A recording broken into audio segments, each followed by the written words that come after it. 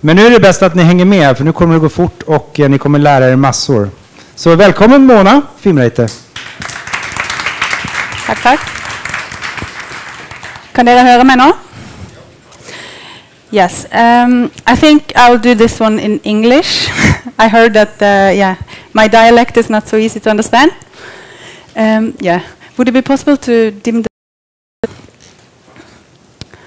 Yes. Subject today is marketing towards the music services.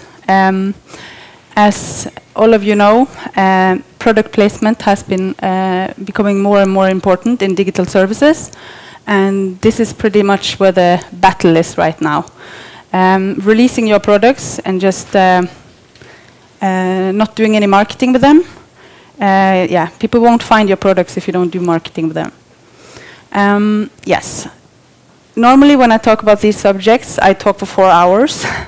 And very often I talk only about this. And today I'm going to try to talk about them on service. So yeah, it will be maybe a lot of information compressed. Feel free, if anybody have any questions, just raise your hand and I'll try to answer as good as I can.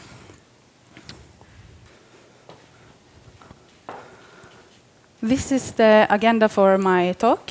We're going to start about talking about label responsibilities, the hygiene factors in which I think record labels should do to be able to have better chances of succeeding with marketing towards the music services.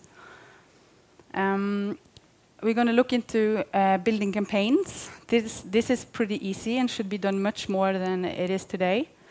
Very often today we only see campaigns related to releases, and record labels should do much more campaigning in between releases, and we're going to talk about that today.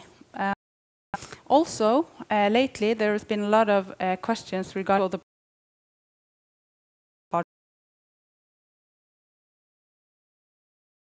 partners to a bigger reach, and get support for your campaigns with paid advertising. We're gonna, if we have time at the end of my presentation, we will have a quick look at Spotify advertising. If I had more time, I would also cover remarketing, which is one of the most important subjects these days when it comes to online marketing. I forgot to introduce myself. I'll do it now. My name is Mona, and I work as a digital marketing specialist for Fonofile in Oslo. Before I've been in Fonofile for 2 years now, and before I came there to help them with the digital marketing, I used to work in music, and before that I used to work in media agencies. I was very privileged working with rather big international brands, and it was all about performance marketing and getting results and good return of investment for your campaigns. And that is something I still work on, getting the music industry to start measuring everything they do and making sure that they don't waste time on activities that doesn't give any results. Yes, we start with the label responsibilities and the hygiene factors. First of all, yes, it is indeed a record label's responsibility to know about all the distribution channels which is out there. You, as a record label, you should be aware about all the new services that pop up. You should take the time to try new services. Like, for example, I'm not sure how many here have tried Google Play and used it enough to understand how the users are using the service. It's a huge international service, millions of users. And yeah, record labels selling music should be aware about these kinds of services. There are endless of opportunities in a lot of different services. Of course, you cannot cover them all. So you have to focus on the ones which is important in the market in which where you are located, of course, or where the target group of your fans are located. So, of course, it's the music services themselves, which is a very powerful distribution channel to know about, because when you do marketing in music distribution channels, you're very close to the consumer. It's a one click away, so it's very effective to do marketing there, maybe compared to other services in which way you have to move a user into another service. But yes, it's also your responsibility as a record label to know about other services as well. For example, Instagram and Facebook and advertising everywhere there, and email marketing and so on. Yes, I just wanted to mention this because I talk to labels. We have around record labels in Fonophile, and it varies a lot, you know, the knowledge of the different labels. Some of them are really, really professional and really good, but we also work with labels who have not tried, for example, WIMP, and which is kind of scary in consideration when you think about the fact that they are supposed to do the best they can for their product. You have to take the time to try services. Is it possible to maybe, so we can view the whole screen? Yeah, I don't. Can you still read it? Går det bra? Okay. Yeah. Another responsibility you have as a record label is to exploit all the different possibilities. And one of the possibilities is, of course, the web. Being able to have websites and campaign sites for your artists is very relevant. I experience a lot of times when I work with labels that they find this very, very hard. They don't want to. They feel like it's a huge challenge to build a website or to build a campaign or to build anything, which is a very natural part of campaigns. So I feel that it is a responsibility for a record label to put yourself in a situation where you have web properties, online properties, and you can create very easily. If you don't have a web solution where you can indeed pop up a new campaign site and build it and make it look exactly as you want in 2 hours, you need to change. It should not be like you feel the challenge of building a campaign site is too big of a challenge, so you don't do it. I see a lot of record labels having old solutions, and yeah, it is a really big challenge for them to create anything. So out there today, we have nameless solutions and free services for people to use. One of them is, for example, WordPress, and yeah, there are a lot of free themes, and there is really no excuse anymore for people not to have a website for their artists. A fan is expecting to find an online property to discover more about the music they like. And having a website is, of course, an awesome tool for you to understand your fans. And we talked about it briefly. I'm not sure everybody understood because I spoke Norwegian. But yeah, the only way you really can know if your campaigns are doing good or not is actually to track. Somebody mentioned Google Analytics and Google Trends and other tools. They are all out there, and it's free, and everybody can use them. And it doesn't take much to customize them either, so you can actually put in goals and measure conversions. In the end, you should be able to know exactly how many of the visitors visiting your online properties coming from different services are actually converting. And this is by far one of the most efficient tools to understand where you should put down your efforts and money. Also, the remarketing part. I mentioned that this is really relevant these days, and it truly is. It's because, especially for companies with smaller budgets, you need to make sure that you really take advantage of the people that you actually reach with your campaigns. And with remarketing, I'm not sure how many people have tried remarketing. Okay, that's no problem. There's a lot of brands and companies outside of the music industry who have not gone to this stage yet either. But this is basically, it's all about, spending a little amount of money, getting people into your online properties, campaigns, whatever you're running, and then when they leave, you can reach them again later on. You build lists of people, target group, and then you can remarket your communication to them. And this is really convenient because then you can actually tell a story, right? For example, on YouTube, you can make sure that you have different content for different people. So if I have seen a campaign, let's say a video, you can make sure that I see the next step in that video. And people who have not seen it, maybe they see something else, and so on. So this is all about being smart with your little amount of budget and making sure that you cut costs wherever you can. And with this, you can build really smart communication strategies. So I really feel it is a record label's responsibility to make sure that these kind of tools are implemented on their online campaigns. Also, as a record label, you are also responsible for tracking your success. And we're not only then talking about success on the website, but also, for example, inside of music services. You track if campaigns are giving what you want.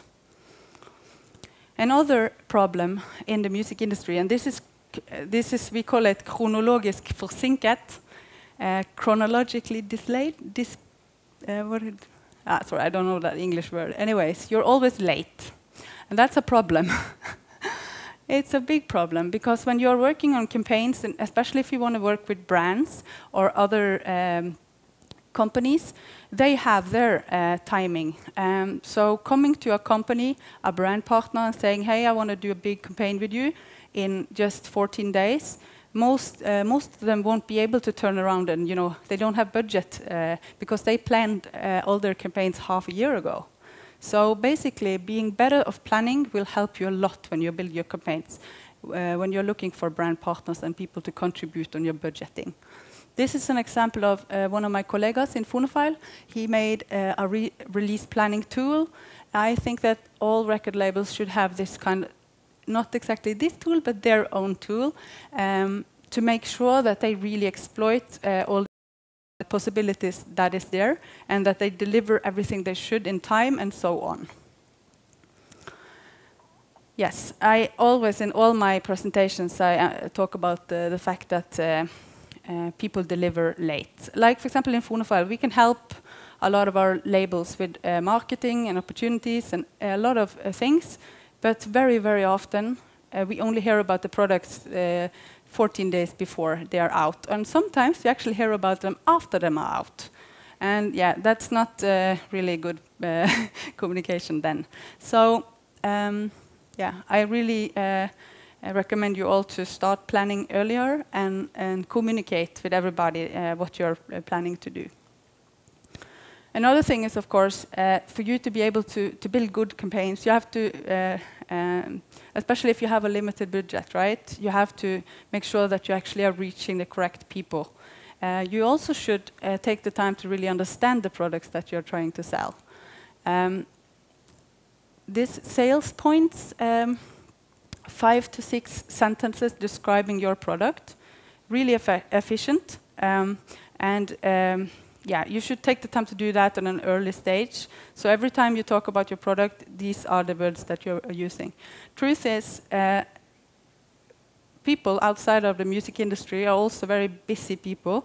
And if you want to read about your content, you need to cut to the chase and talk about your products in a very sharp and direct way. Yeah, why should your product be prioritized by music services or by anybody? Even when you contact me about your products and ask me to help you, I need you to be able to communicate with me why I should help you with this product. What is it about this product? I don't need a 2-kilometer long bio because I don't have time to read that. So yeah, be smart and make sure that you are accurate in the way you talk about your products. Another thing as a label is, of course, this is I made a checklist for our labels because there are a lot of things that should be done for each release which I see that a lot of labels are not doing. So if anybody wants this template, please let me know. Yeah, it's a helping tool just to make sure that you're exploiting all the possibilities that are there, organic and otherwise, in music services. Another thing is, of course, as a label, your responsibility is to keep the also hygiene factors, update the source, and so on. Three main sources that most music services are using, and you have to remember there are hundreds of services out there, and all of them, they need a source, information source. And yeah, as we see, for example, here on Spotify, they are picking up this bio about all their artists from Rovi and All Music for all the different services. It is possible, of course, to specifically in one service. This is WIMP. It is possible to contact WIMP and say, please, I'm having a campaign right now. You need to help me quick update the information about my artist. It is, but it's not recommended to do. It's much better to update the source and then filter it out to all the hundreds of different services. So. Yes, I'm actually coming to this one, actually. A lot of the bigger services are using allmusic.com as their source for a lot of different information. And it's not only the bio text, but it's a lot of other metadata also connected to that. And Allmusic is using Rovi. I've heard that a lot of people struggle with the updating of this. Is there somebody in the room here who have experienced problems with getting the information updated? Yes. In Norway, we have a lot of labels having problems with this, and it's because they are not so good at communication sometimes, and they have a huge workload over there at Rovi. What they basically want you to do is send them a hard copy of your products. But most of the products that we are working with are, of course, only electronic products. So they have this own way of doing it there. And it doesn't actually say on their website, so it's nice to know how to do that. This presentation will be distributed to some later on, so you can all get it if you want. I have a lot of other links like that in this presentation. Also, before starting thinking about campaigns and so on, another responsibility of our record label is, of course, the verification of different profiles. This is not only for Spotify, but it goes for all the different services out there. And why do we want to verify? It's because when you do verify, you get more opportunities. Like, for example, on Spotify, if you have a verified profile, you're able to build branded playlists. If you're not, you're not able to. And having branded playlists is an advantage you can have when you can use when you build your services, campaigns. Deezer is the same. You can verify your account. You can do it via Phonofile or contact them direct. And by doing that, you get the possibility to pimp your profile so it looks more professional. We see sometimes rather big artists with not verified profiles. And, you know, if you're going to go to Spotify and want to take you serious, you got to do this footwork. You got to build it into your routine to always do it for your artists so your profile looks professional. And I put in a few slides for you just to help you a little bit with how do you do the verification. This is pretty simple. I'm not sure if you guys have done this before, but basically in the same process as verification, you can also merge your artist account with a user profile account, a normal user account. And by that, you can build playlists and so on. So you basically, what we always recommend is that if you are a label and have an artist, you can create a free new account for your artist. preferably an account with a username which is search engine optimized, so people can actually find the profile. And then you just fill out the verification form, and the merging of the discography page and the profile are merged together in the same process. You go via this VIP form to get it done. Yeah, and as I said, when a profile is verified, you get this blue icon here, and also you get the possibility to go back and forth to the user profile and to the discography page. Also, of course, there are other features that you can do to make your profile look more professional, and therefore maybe increase the likelihood of a music service want to do collaboration with you. Another thing is that of course, the header image. It's different ways of updating for each service, and I will not go through all of them, but I can let you know if you need to know this. You can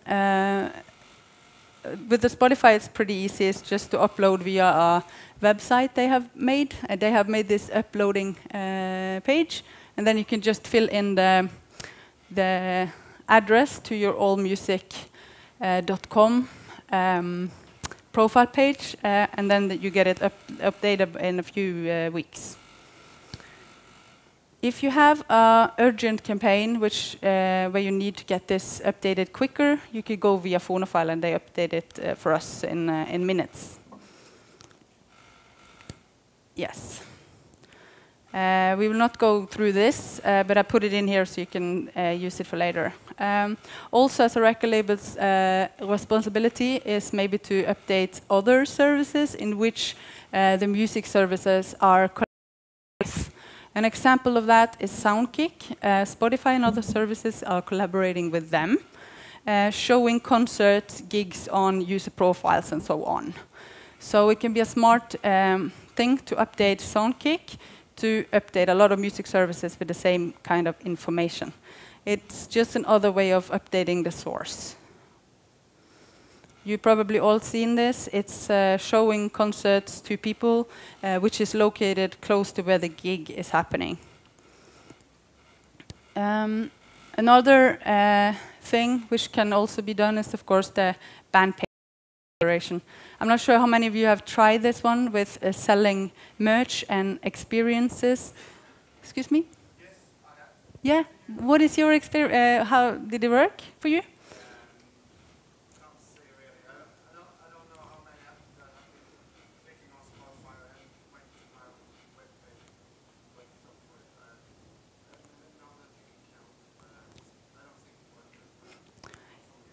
Okay. What was new about this is the fact that you can not only sell your merch, but you can also sell VIP and so on. So you can use that as part of your campaigns. Also, meet and greets, blah, blah, blah. You can sell that from inside of Spotify. So this is also about being creative and understanding that this can be used in combined in a campaign. Speaking of campaigns, I will just move on here. Yes, as I mentioned, the fact that there is really no excuse for a label not to build campaign pages anymore. It's free, it's easy to set up, there are free templates for everybody to use, it's very simple. And yeah, if you are gonna, instead of spending money building a new web page for every release, you could maybe invest in building a good template in which you can use for more of your artists. What we see that it's different things that you want to have on your campaign pages or in your web pages in general. But the truth is you want to optimize your properties so you actually get people to do what you want them to do. Very often we end up with very less is more pages, meaning you're only serving what you want people to do. So you don't want to lose people into reading about your tour or watching pictures or videos or whatever. You want them to consume this product. Campaigns that we have done lately has been exactly like that. It's very simple. Behind the scenes here, a lot of scripts happening. So you're tracking everything that's happening. You know exactly who's clicking this button or this button, where they come from, and so on. Actually, we realized that a lot of labels are struggling with this thing. So we actually built a new tool for everybody at Fonophile, all the labels using Fonophile. So basically, on Monday, who has a product in Fonophile can, with one click, create a page and then customize it and make it look exactly how they want. This is just so people really do not have any excuses anymore to build good campaign pages. Yeah, so important thing with the analytics part, and yeah, you're able to put in your own widgets and content and so on.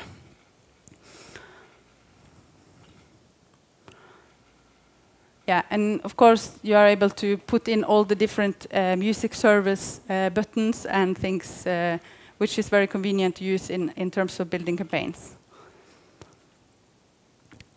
Speaking of things that you can build into pages while building, of course the play button is there. I know there are a lot of people using it, but I'm not sure in this room how many people using the Google Play buttons in their campaigns. Not many? I know you do, don't you?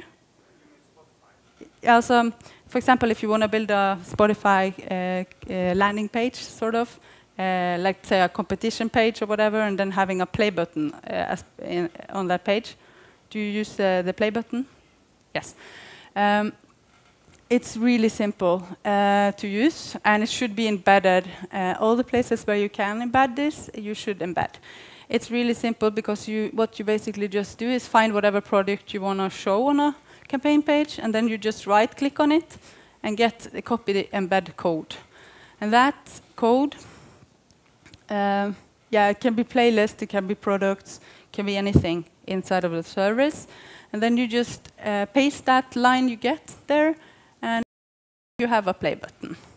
And that play button, or this code, can be pasted inside of any landing page. For example, on a WordPress landing page, a blog, or whatever you want. You can also customize it, of course, and yeah, make it look so it actually fits your campaign. I put in the URL to the, sorry about this.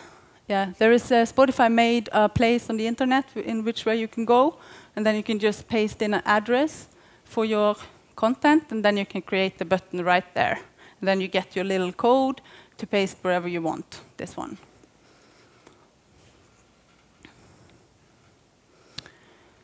Yes. Same goes with the following button.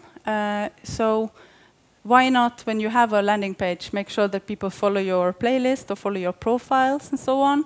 So it's really easy to embed.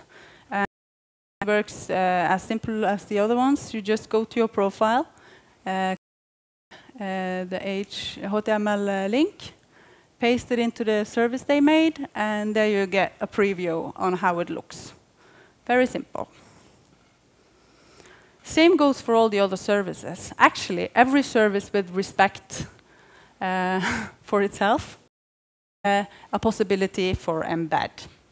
So most services you use every day offer this. Very easy for you to build a campaign site, a page showing, for example, an iTunes playlist or whatever you want. Same thing with if you want to have build a specific campaign towards Vimp, you can have a play consuming button.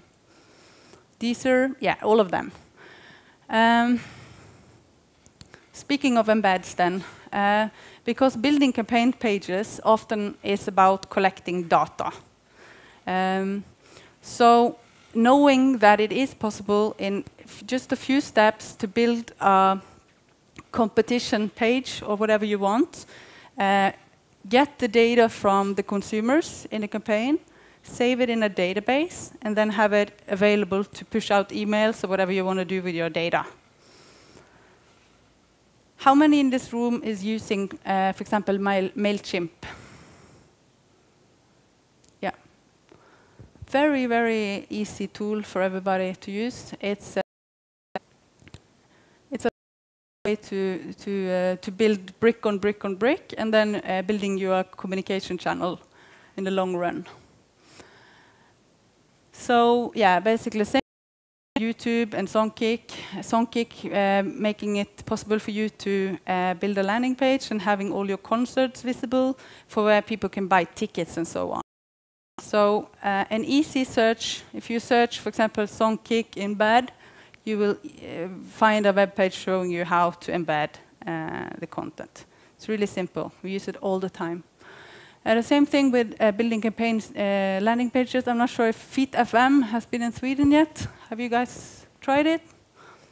It is basically a company who offering making music-related campaign pages.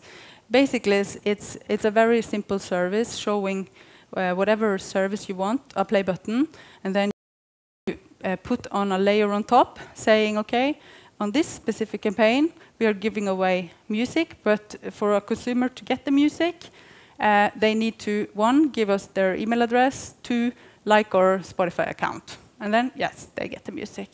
So it's a very simple solution to use in a campaign. Water. Thank you.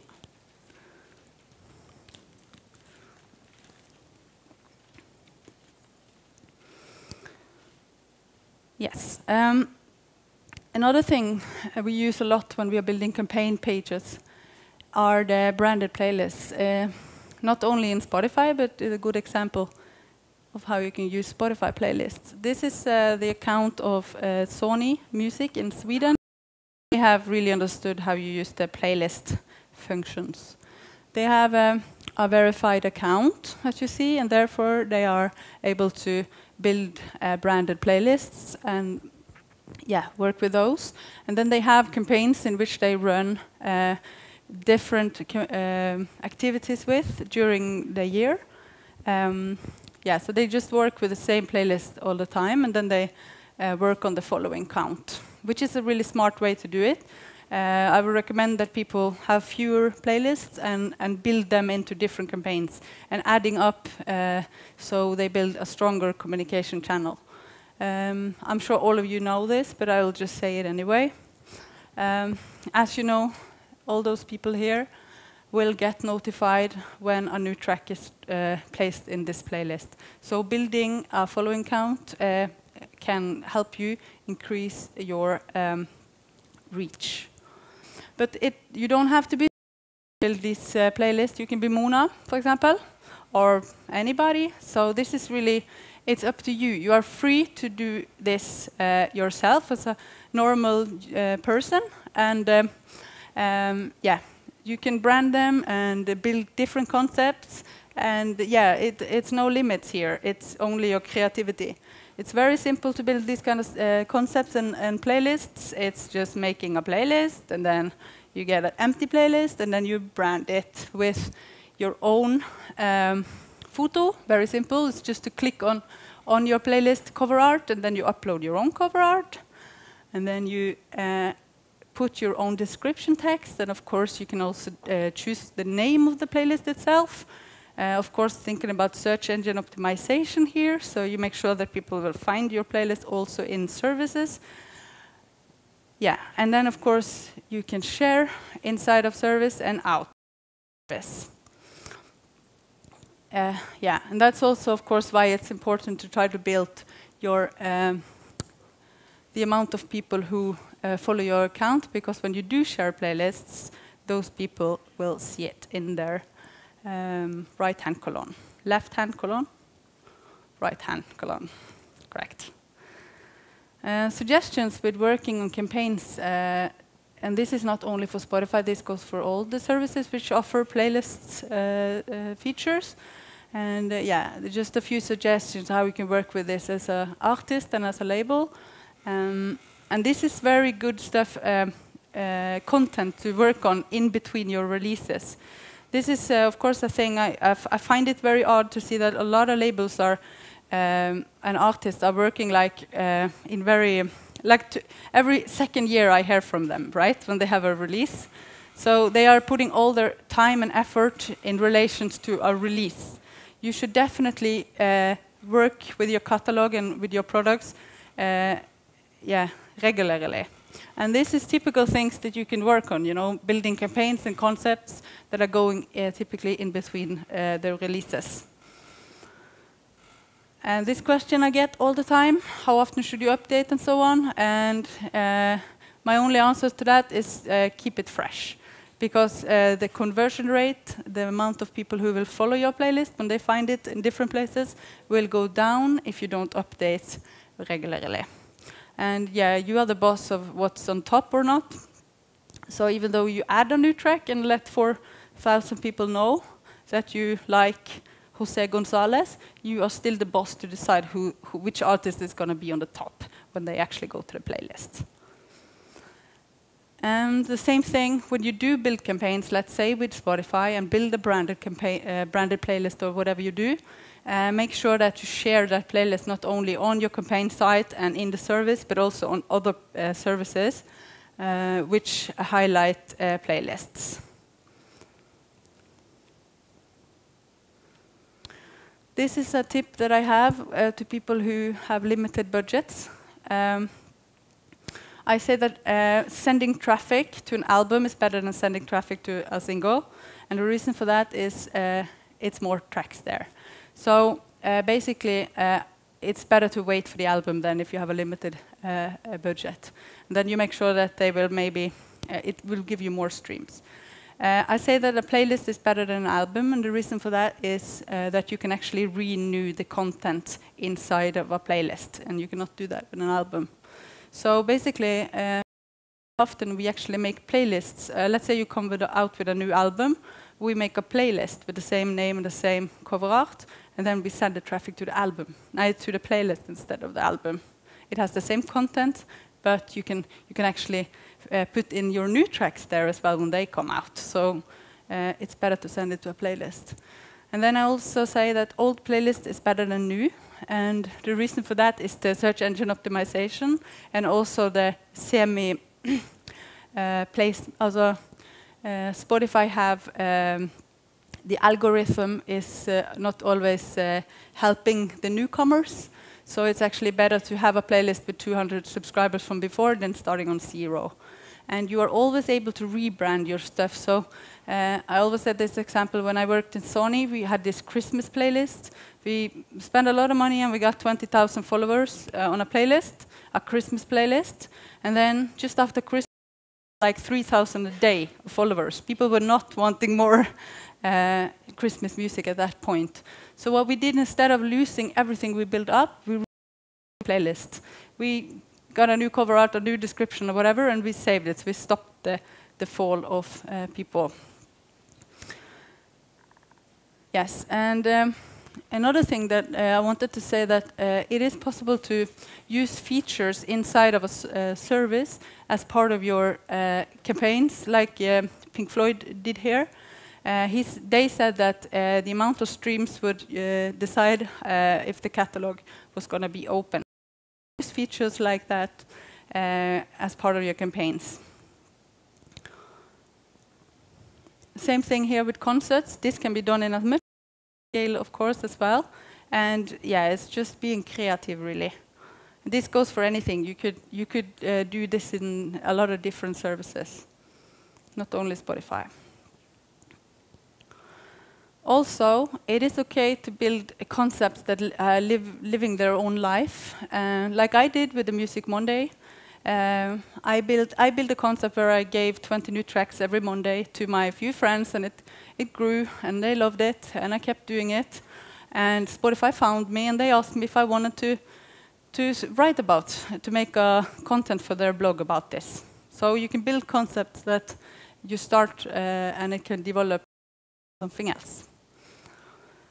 Also, when it comes to the pitching of your content, I wasn't sure if I was going to take it in here or not, but I just, since it's getting more and more common now, I just wanted to let you know that it is possible to pitch your content and inside of the service as well to users.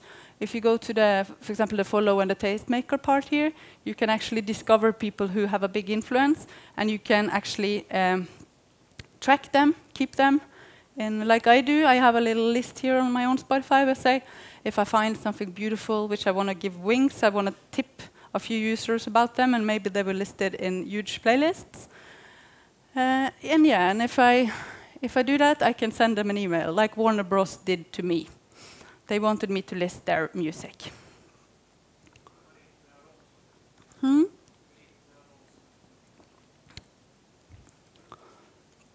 It's different ways of finding people. Like myself, I use Twitter. I used to use Twitter a lot. So I kind of found the other people who were as into music as myself, and I got friends with them. But if you go via the follow button here and go to the tastemaker, you can discover users. And yeah, I actually do a little bit more advanced tracking than this. So I over the time have built an overview of important users.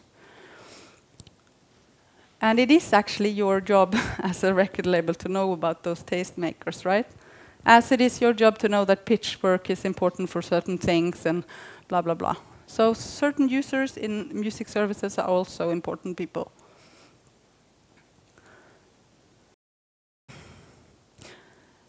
We will get back to your question actually later, because I've did a mapping, which I can share with you as well, which has to do with what playlists are the biggest on Spotify. And if I have limited amount of time, should I try to put my music? So we share that with our labels. Yes, this is important. As I mentioned, a lot of people are doing campaigns related to releases, but you should absolutely try to do much more in between your releases as well. And the campaigns that you should do then, of course, you should make sure that you are all good with all your remarketing.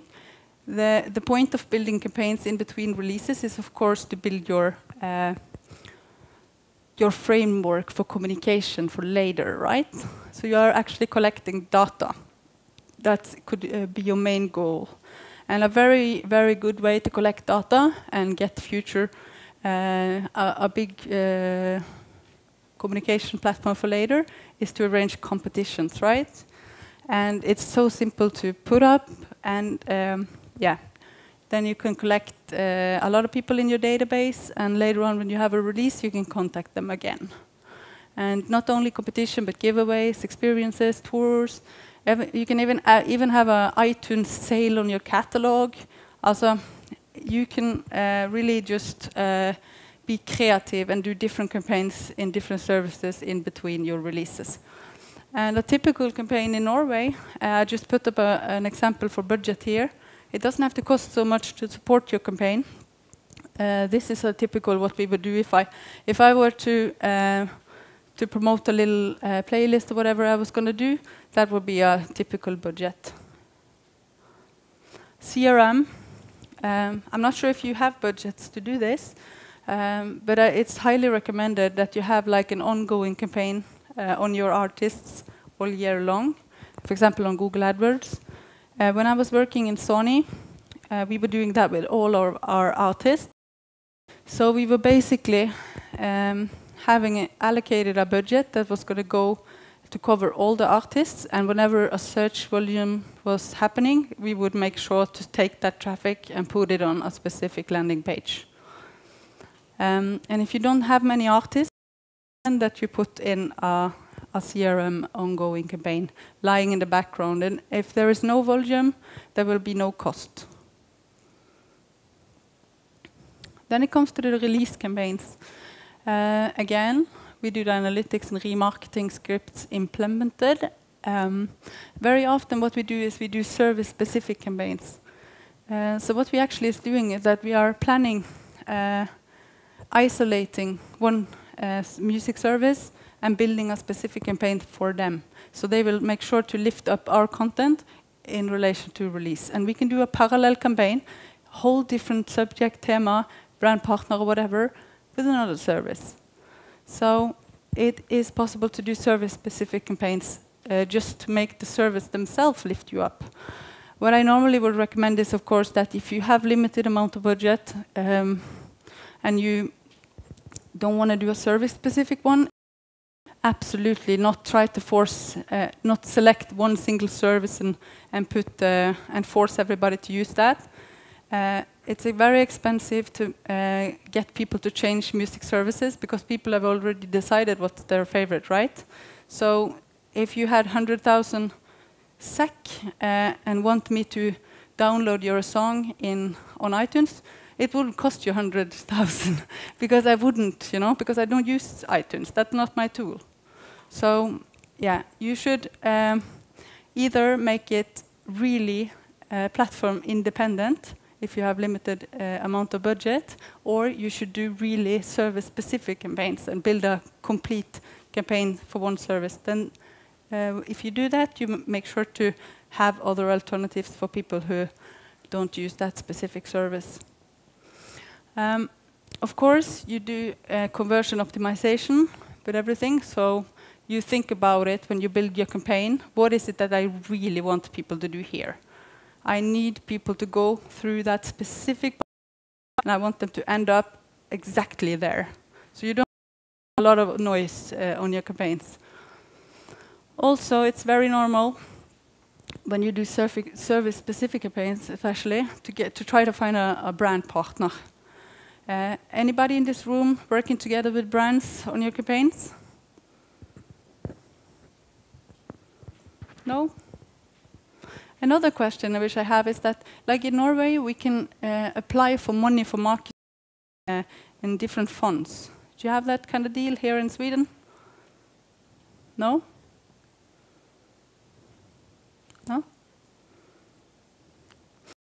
That is that there is a big fund, and the majors are getting a lot of money out of the fund, getting a lot of support to different campaigns. First, because they actually are able to create campaigns and tell them about it in front. A lot of indies in Norway, they stop when they are asked for budgets, right? Because they don't even know where to put the money. So this is something that we're working on to help them. You just say, this is an example of a campaign you should or could run with this kind of budget on it. Yes, we are still here. I'm going to talk about the budget part afterwards. The brand partners, it's getting more and more common to try to get a brand partner with you on different and the reason why we want to do that is often, of course, to get extra budget. And let's say, for example, in Spotify, if you want to run a campaign together with a brand partner, it typically starts with you saying, hey, I'm a record label. I have 20,000 SEK. I want to spend on a campaign. Do you want to join my campaign? If you want to join my campaign, you have to double that or split in the same amount. And then you have twice the amount, right, as you started with. And then you can go to Phonophile or Spotify to get them to add even more on your budget. We will actually talk through a few of the campaigns that we run. So I'll talk more about how that's done. But yeah, that's often why you want to have a brand partner in. It's because they can actually help you with the concrete budget for certain activities that you want to do. Typical budget release in Norway. OK size artist would be 15,000 NOK for Google AdWords to support the campaign that you have built. And also social media marketing is also very normal to have in a media mix. What would be the typical amount of budget you will use here in Sweden? Anybody here using Google AdWords to support their campaigns? What would be a typical budget for, also this with 15,000 in Norway, you will have a campaign that will last for 3 weeks approximately, and you will have your banners all over all music relevant web pages with AdSense. Do you have like an approximately what you use?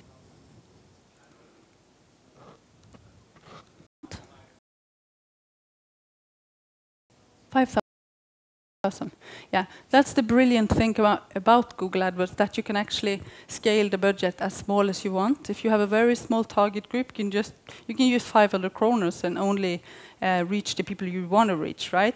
You can go after a very specific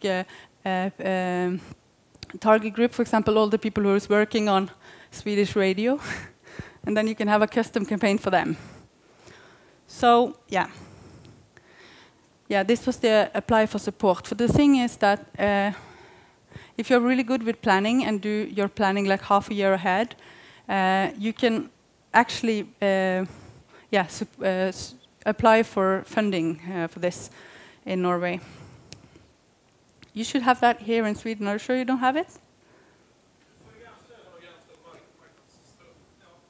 Anybody here ever applied for it? Yes? Is it, do you get it like afterwards, or do you get it in front? What? No, didn't get it. You didn't get it? Could it be, why do you think you didn't get it? You got it.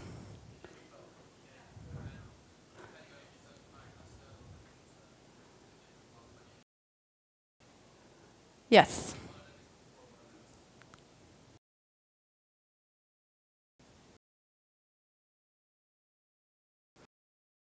Yes. Just apply. Do that. Working with brands, yes. We've done this a lot lately. Actually, we in Fonofy are inviting brands to our office, and then we are having a few artists there, and we are helping them with the matchmaking and so on. It's a bit of a challenging thing to do. The truth is that both artists and brand agents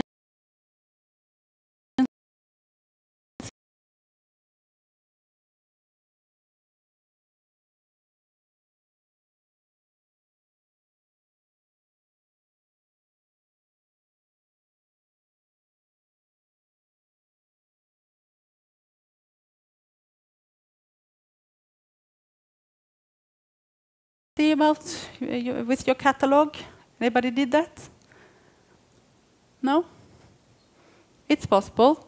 Media agency work all day long with figuring out good marketing campaigns for their companies working with. And if you have a good campaign suggestion, they might be able to join you on your campaign and use some of the brand's budget on your campaign.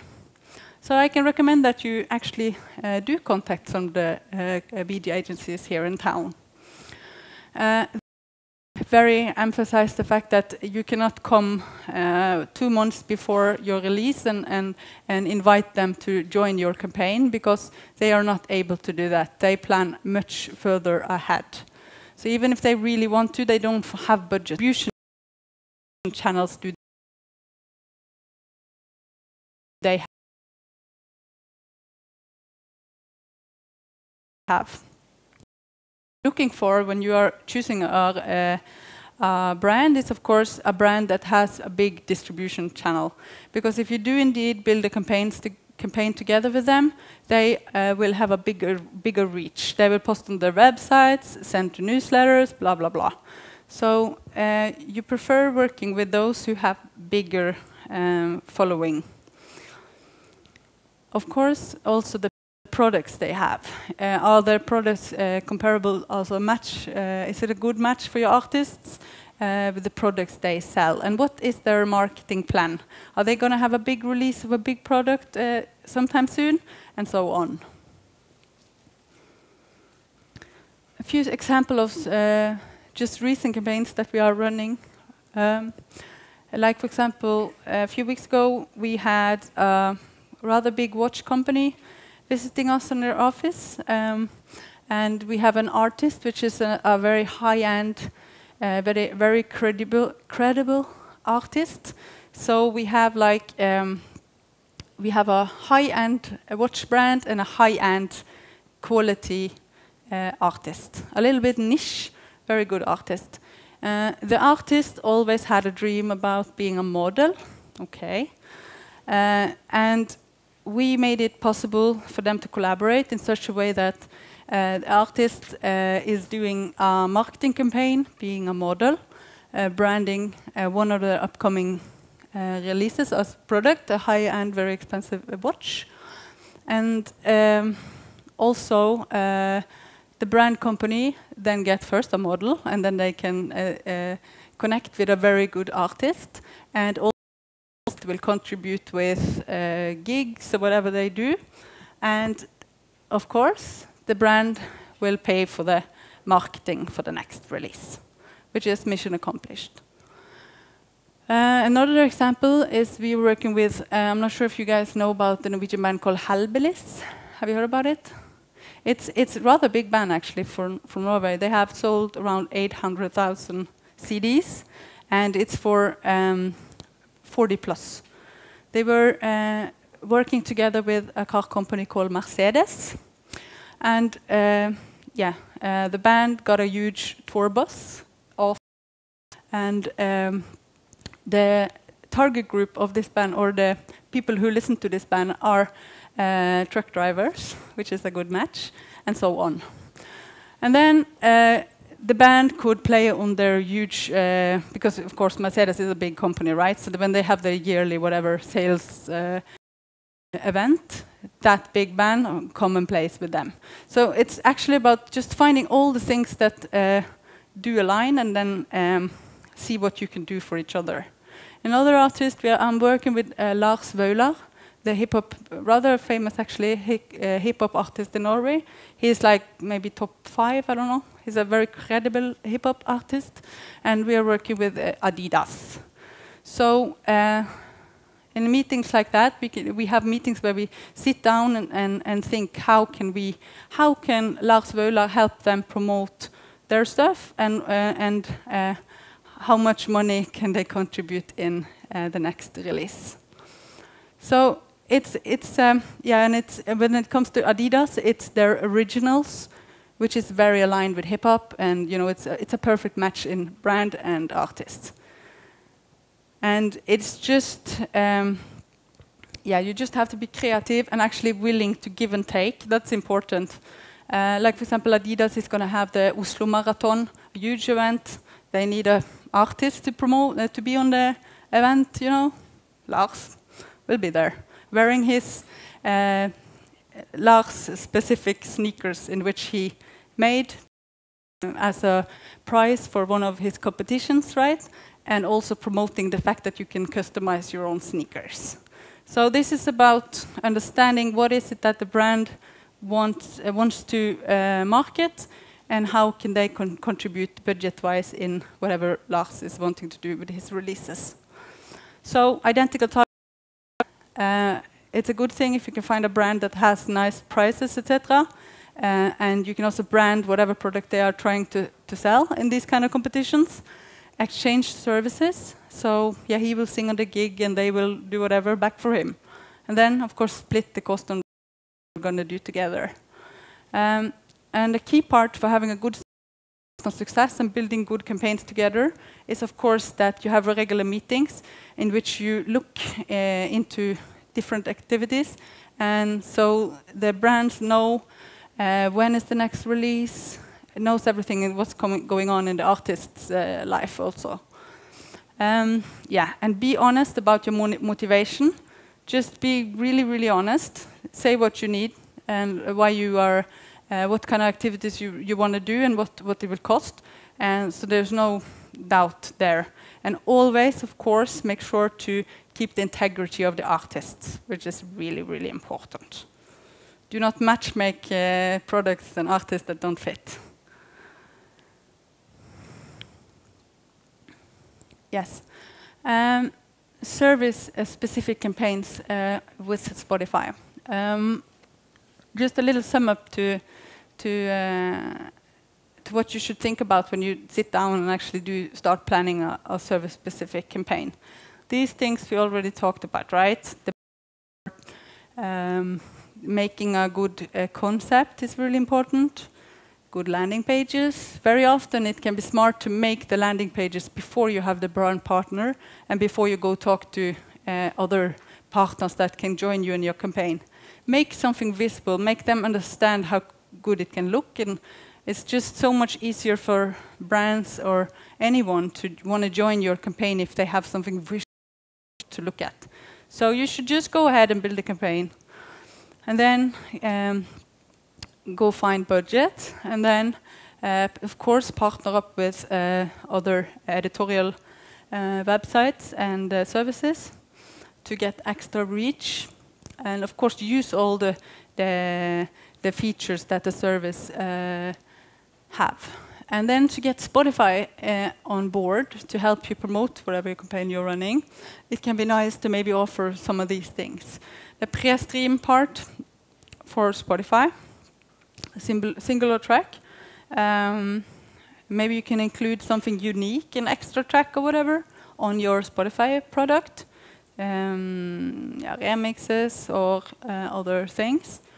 And again, on the landing page, use all the things that is available.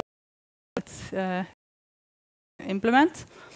And then, of course, the favors exchange. I'm not sure, is there anybody here in the room who have exchanged services with Spotify in terms of, for example, playing on their summer party and getting a homepage takeover in return?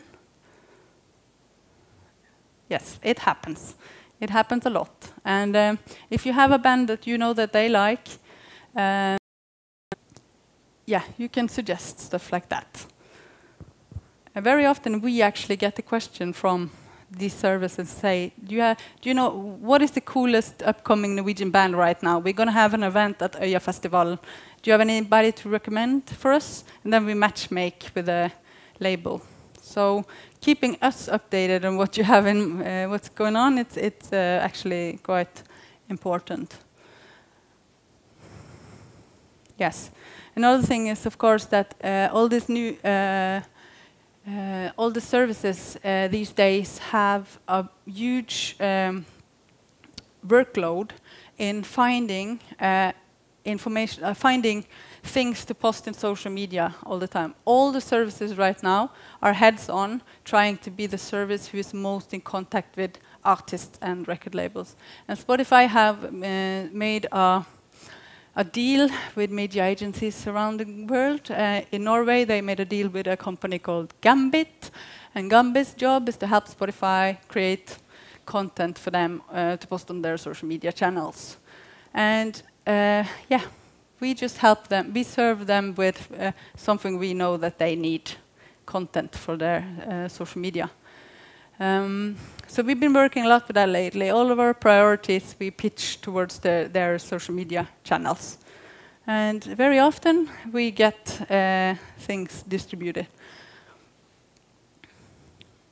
Yeah, so for example, and also there's the thing, understanding that the services have their own agenda and their own plans on, you know, developing their services, and they have, you know, their own campaigns in related to what year, now also what time of year it is, and blah, blah, blah. For example, here is an example of where Spotify contacted Phonophile and told us about their Christmas calendar, the Advent calendar that they were going to run, and then they asked us if we had any good candidates, and we did the matchmaking there.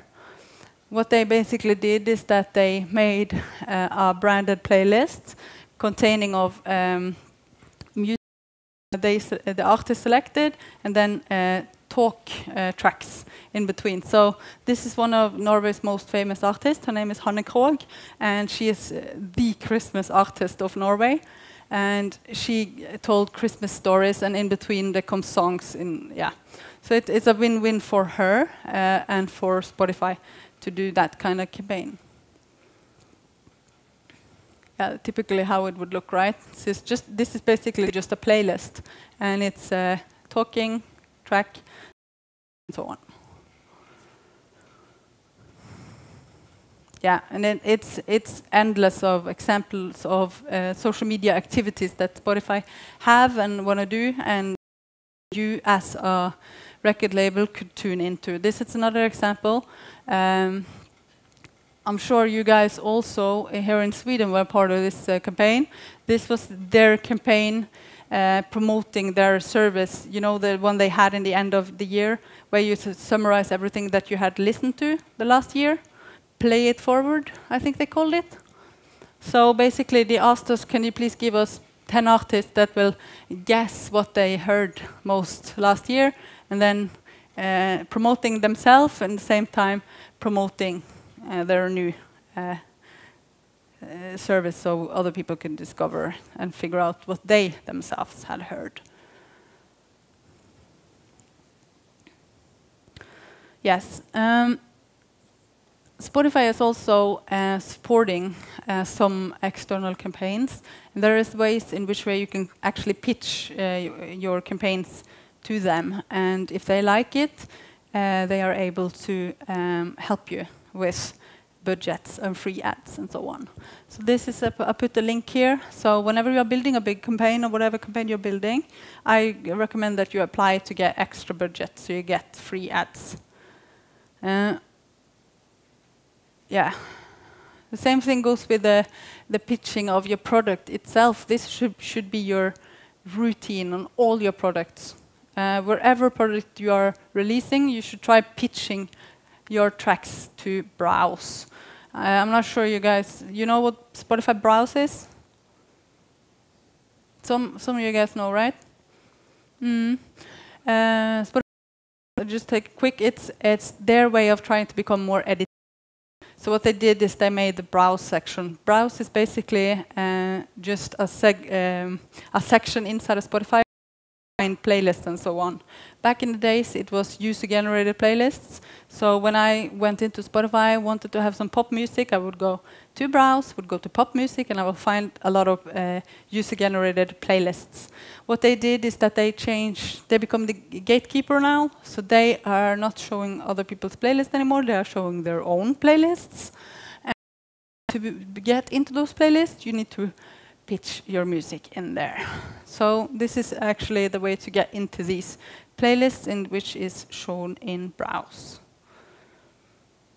Yeah, and the social media pitch as well. If you do want to make content for them, as I told you, they always have a need for this, and they're very willing to work with people. So you can actually contact them direct, or you can go via Phonofile, and we will help you contact the correct people. And then, I'm not sure if you're going to use so much time on Vimp, but Vimp is, at least in Norway, it's one of the services we work close with. We work, in Norway, we focus mostly on Spotify, Vimp, and iTunes, and also more and more on Deezer and a few others. But Vimp is definitely one of the ones we consider. And they are a little bit different from Spotify. Of course, they are more editorial. So building campaigns specific to target, have them on your on board, you should consider that. They love editorial content. If you can build campaigns and content which includes interviews, videos, playlists, competitions, concert tickets, and so on, you are more likely to get them on board. Also, they also, of course, as any service, they like if you can give exclusivity or pre-listen or whatever can make them look good compared to other services. And again, it's very smart if you talk to Phonofile and Vimp or other partners about your plans to do these kind of activities, so we can help the matchmaking happen.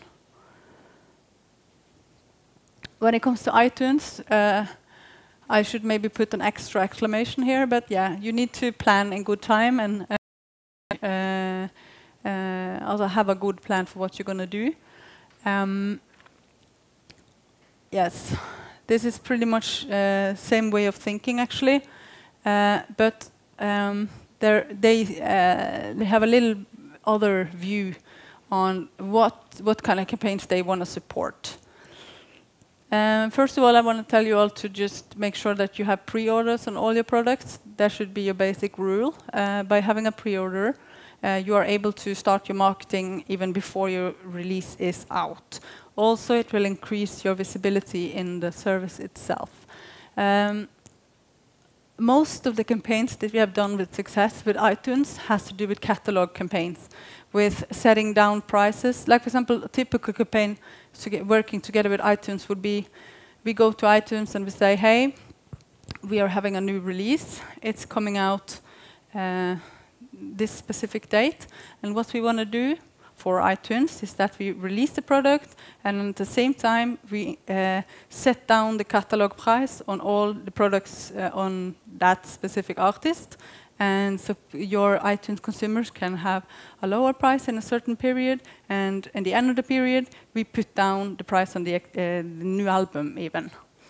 And what they love is if you are able to say to them that, okay, this campaign, I will actually add budget to this campaign. They're really into that. And also if you can implement logo on your campaigns. They are not so eager to touch campaigns that have other logos implemented. They don't like to be compared to other services. Yes. We send them Prio sheets from Fonofile every week, where we send the special products, for example, the ones that are master for iTunes. But iTunes is not so easy to... we cannot force them to put our products on the front page. They are very, very, very... they decide themselves. So, and they look very much into sales numbers, so we can actually we can often pitch in stuff to them, and then they won't list it, and then it has good numbers, and then they will list it.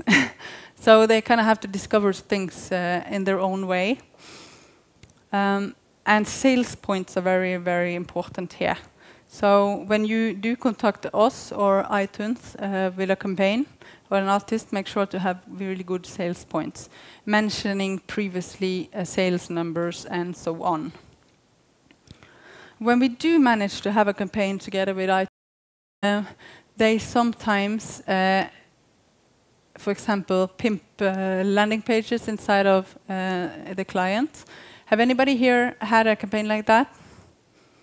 Yeah, we made Erik and Chris, Norwegian rappers singing in Norwegian, but we were able to do exactly that. So we built that. I think we did exactly what I said with the catalog and everything on that kind of, yeah.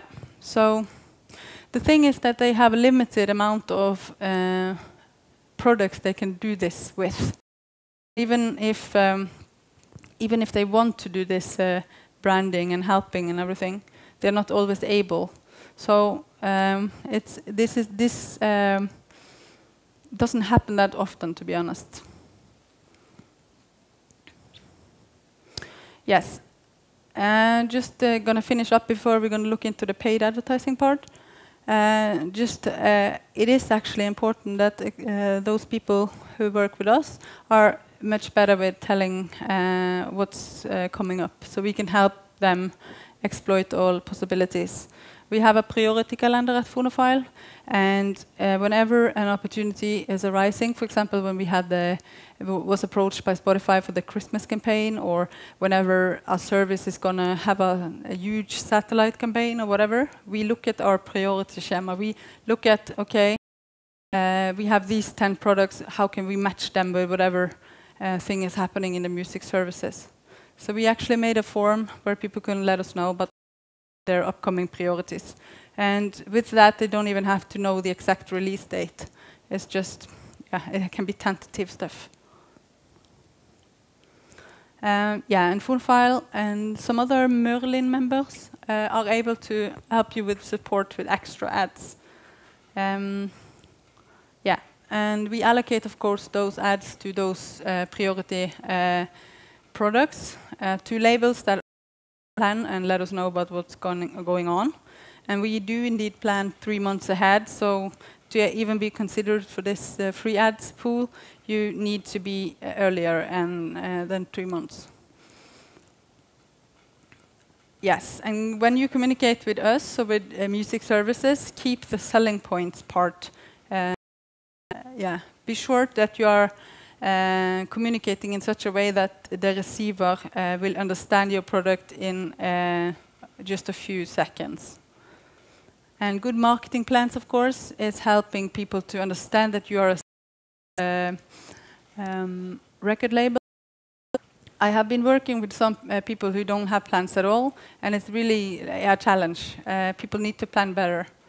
And a budget is also always a good thing, because that is showing not only that it should be us, but this product is actually a priority for you. That's why you put a budget behind. A lot of people are contacting us with zero in budget, which is kind of odd considering that they spent over 100,000 in making the product. They have put zero in marketing budget, which is very odd. We also do pitch all our products to all music services that we are allowed to pitch against. And some of the pitching we're doing is for the playlists. And not only Spotify here, so it's not only Spotify Browse, but it's Deezer, it's a lot of other different music services. So in the same form as telling about your upcoming Prius, you're able to let us know more info about what kind of playlists you feel that your music is fitting in. Yeah, so when we do the pitching, we end up, this is Browse, by the way. So we end up getting our content showed in these things here. And not only in the playlist, but also in the new releases. Because there is not absolutely, it's not sure that your product will show at new releases. It doesn't happen. So making sure that it will is a good thing. Also, as I mentioned, the fact that tracking playlists and so on, this is one of my things that I do a lot. I keep track on the biggest playlist on Spotify, not the ones that necessarily have the most following account here, but the ones that are active, most active, that gives most spins. And with this, when I get a track into my system, for example, if somebody sends in a tell us about your upcoming release form, I will definitely go right in here and I filter out all the playlists that I find is suited for this product. And then I will do my very best to try to pitch. And like we did with this one, this is Lars Vaular, the same rapper who came out with a release 4 days. We got it added because of my pitching job to a playlist with 50,000 followers.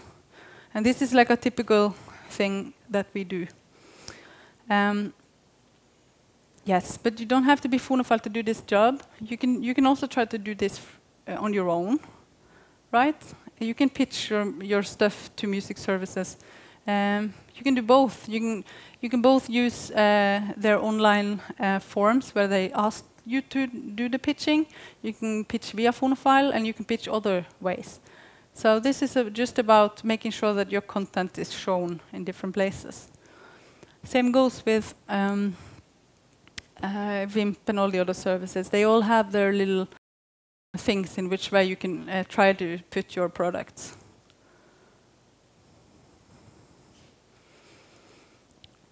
Yeah, and once a week or once a month, we keep getting really nice, interesting offers, promo opportunities, as they call them. And this is where we get asked specifically, right? Put us in contact with people who want to maybe be a part of this kind of a campaign. This is I believe it's a metal campaign that I received yesterday from Google Play. Yeah, and so they tell what's it about, and then we ask labels, do you have any products that would fit a promotion deal like this, and so on. And another example for that is what they call satellite promotion. It's a US, also Google Play is much bigger than in the US, right? But if you do have an artist that want to grow in certain places, maybe trying to join, for example, the Google Play satellite campaign can be a good idea. The satellite campaign is about actually giving away a track, but it's given away in such a way that it will get a lot of new people to discover your band, and so on. Had anybody here tried the satellite? Yeah, so you get the chance to give away your track in the US to... Maybe not a good idea if you want to sell it to them instead. But if you're a completely not known artist, you want to try stuff, blah, blah, blah, it can be a good way to get new people to discover your bands. Yes, and I see now that we have only 10 minutes left. I could fly through the paid advertising part, but I have a feeling you know this from before. Have you guys ever tried paid advertising in Spotify? No? Okay, I can just fly through it. It's really not that complicated. If I had time, I would much rather actually talk about these things, how you can do smart remarketing. I'll come back later another time and maybe talk about that, right? Okay, it's a new feature in Spotify. It's called Sponsored Sessions. This is an opportunity for advertisers to, you know the audio ad, right? Where you listen to music and then you get the possibility to put an ad in there, and people cannot listen to music until they have listened to your ad. This is basically the new version of that, and it's with video instead of audio. So this is a really good format for you to know about if you're going to do brand partner campaigns, right? Often the brand partner want to show a specific product, right? You want to have a video of that beautiful watch that the artist is going to sell, or those beautiful original Adidas boots or whatever. So it's nice to know about it's a possibility now. I'm not sure if they actually implemented it in Sweden yet. Have you seen any of the video ads yet? I've seen it in Norway, so I presume it's just around the corner. Yes, so with something called sponsored sessions. I'm so sorry, I actually talked about the video takeover first, because that was it. And I didn't realize it said sponsored sessions, because sponsored session is something else. This is where you can actually, as a brand, give away half an hour of music, ad-free music. And this can be done in very creative ways. Yeah, and as you see, it's just around the corner if it's not released yet here. Have you seen this sponsor session part, where our brand partner come in and says, "Hello, you. I want to give you 30 minutes with free listening, no ads gonna disturb you, or whatever." You didn't get that one yet? No, it will come soon. Correct. To get it. Yeah, all of you have the premium, right? At the moment, there is only one way to reach you then with advertising, and it's called the homepage takeover. And that is the ad format that is exchanged. When you do favors to Spotify, you often get that kind of thing in return. A homepage takeover is typically what's shown on the browse page on top there, a big fat banner of something. And that is actually an ad format that all paying users will see as well. So it's quite a powerful format in that way.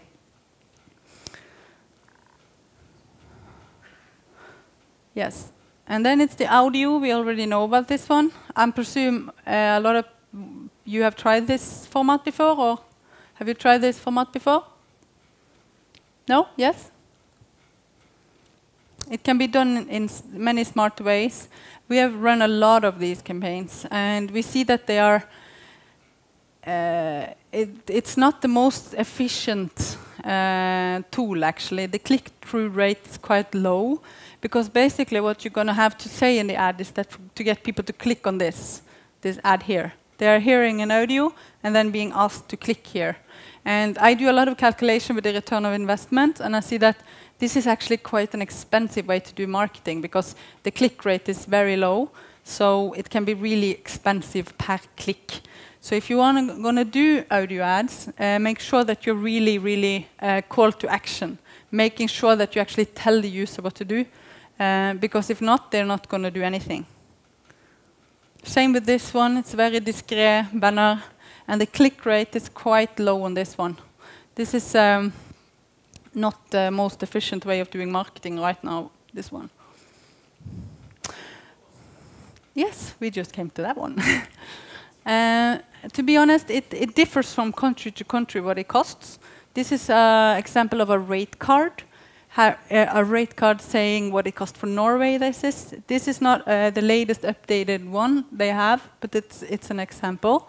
And what you see is that a CPM, which is cost per 1,000 shows. So you're actually paying per 1,000 shows, and it costs 200 NOK. And here you also see the homepage takeover. It's a bit of a different way of doing it because it's a fixed price, 43,000 it costs per day. So you actually have to book it in good time in front. So you pay per day. Yes, this was it actually. Wow, 5 minutes.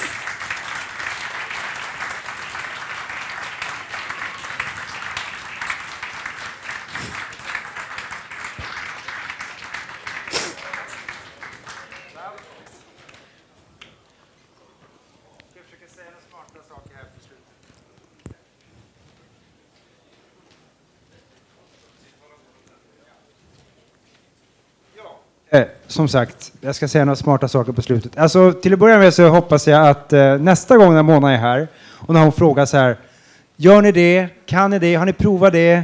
Då ska ni ropa ja, precis. Nu är det så här, det sitter som fågelholkar hela gänget här. Ja? Det är skrämmande. Fast jag tror att några sitter och tjuvhåller på lite grejer som de gör också. Du vill förtälla, it's competition, you know? Ja, jag tror faktiskt det. Jag vet några här som har gjort lite listigare saker än som vågar säga, tror jag. Som Mona mycket riktigt sa så kommer vi kommer få möjlighet att skicka ut det här materialet till er som är SOM-medlemmar. Vilket betyder att ni som inte är SOM-medlemmar och som vi har glädjen att ha här idag, det vore jättekul om ni gick med i SOM. Så fick ni material både som det här och annat.